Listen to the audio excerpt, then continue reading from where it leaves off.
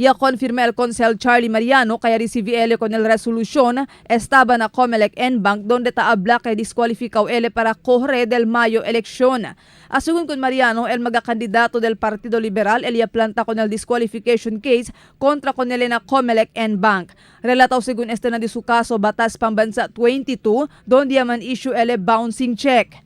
Well, this is in relation to the petition to disqualify me, a case filed by some candidates of the Liberal Party during the last campaign, lodged with Comelec, and this was raffled off to the First Division of the Commission, which after more than 5 months of deliberation of the matter, has come out already with a resolution to disqualify the undersigned from sitting as city councillor.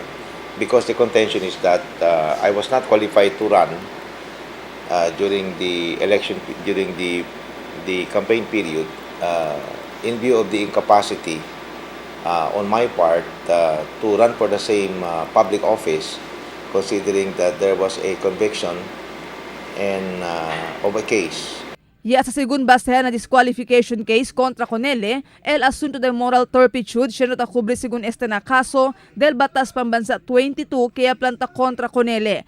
Pero ta insisti si Mariano kay nuay kaya se el moral turpitude na di su kaso Batas Pambansa 22. But el argumento también del Dimilao is this: we contend and we are firm in this contention that there is no moral turpitude, because that is a purely judicial matter that has to be resolved by the Supreme Court itself.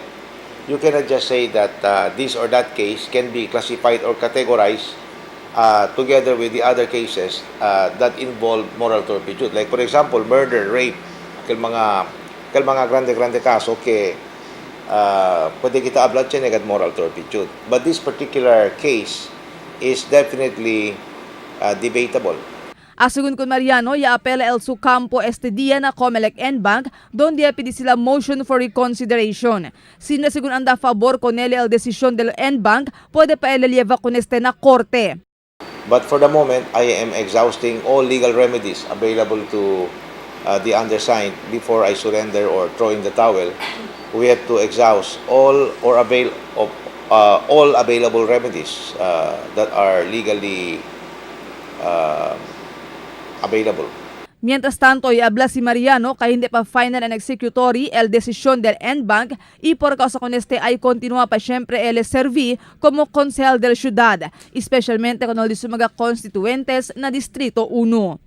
Marifita Mayo, Dateline Zamboanga.